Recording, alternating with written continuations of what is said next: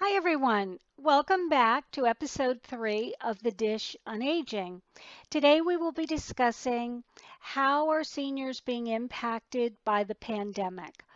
Also, as part of a housekeeping item of this video series, please keep in mind for those of you who are new to YouTube, you can click on the subscribe button and that will automatically allow for future videos to be sent to you. They'll notify you that I've posted an additional video.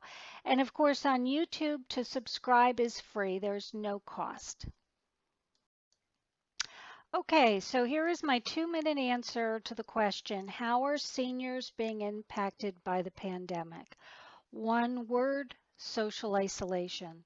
Seniors are staying at home, their family and friends are staying away, and this has been going on now for 10 months, and it will probably be at least a few more months longer before we're out and about and back to our regular activities.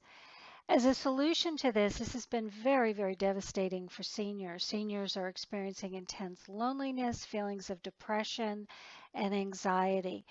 The solution that I have to this problem is seniors, I alluded to it in either the first or second episode, seniors are really going to need to talk with their friends and family about how to expand their social distancing network so that they can have a family member, like expand your social distancing network to include 2 or 3 additional people so that you can have friends or family coming over. Even though you're living in different households, it is as if you're under the same roof, just so that you can have visits, just so that you can have somebody, for example, to share a meal with.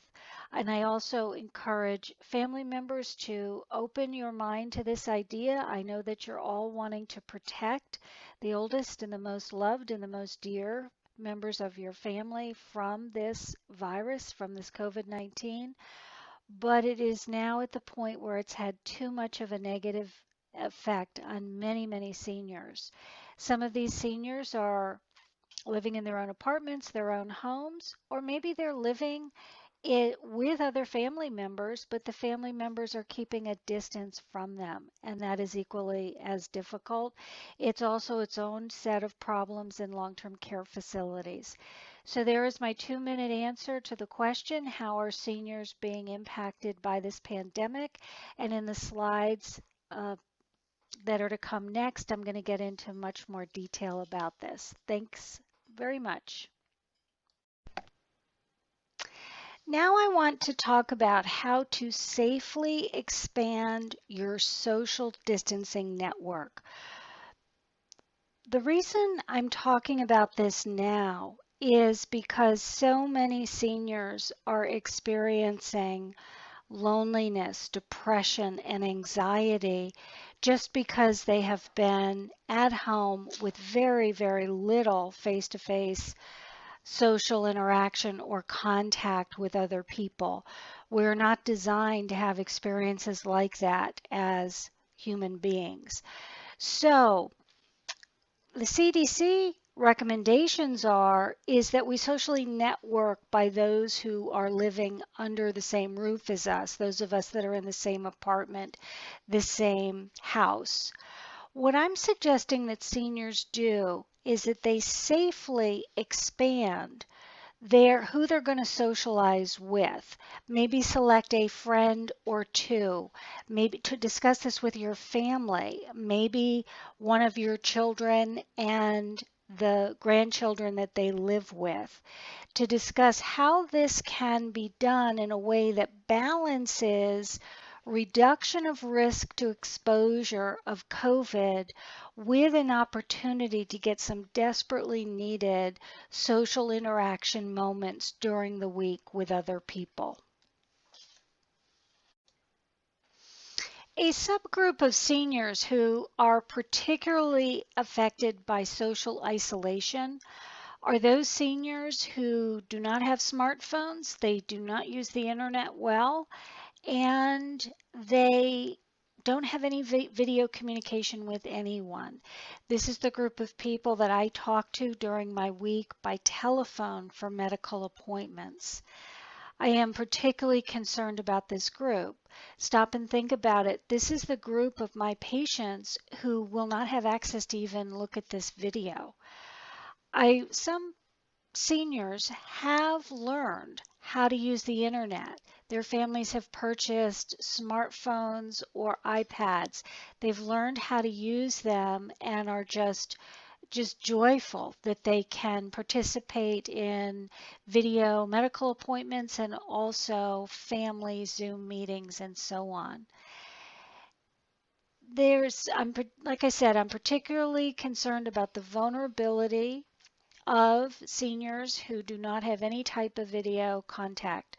I've thought about this for months, and there is one solution and one solution only. And that is friends, but particularly family members, have to step up to this plate, be a part of what I talked about in the last slide, part of going over for regular visits. The younger family members, I'm going to encourage you to bring your own iPhones, bring your own iPads. Remember, when you get to the home of the senior, they may not have access to an internet. They may not. Bring your own phone. Schedule ahead of time the visits. What a lot of things seniors are not necessarily talking to family about is they may be better served if they had a family member with them sitting in their living room during an appointment time. Then their doctor can provide the video by the appointment through video rather than telephone. Also, I want to encourage you, when you're going to visit your family members who do not have interaction with the internet, use that time, use that visit to be constructive. As I talked about in episode 2, that may be a fantastic time to participate, for example, and you can do this with your parents or grandparents, look to see if you can find a fun, say, chair aerobics class that's available for free. You can look at this YouTube video or other just comedy YouTube videos as a way to introduce your family members to what is available to them through video, through interactions with others. While you're there, use the telephone, your own telephone, to help your grandparent or parent connect with other family members through video conversation. I think that this is going to be particularly important. There's no way around it for many families. The only way that some seniors are going to have video connection with other people is if there is a second person in the room with them using that person's device to connect them up to video.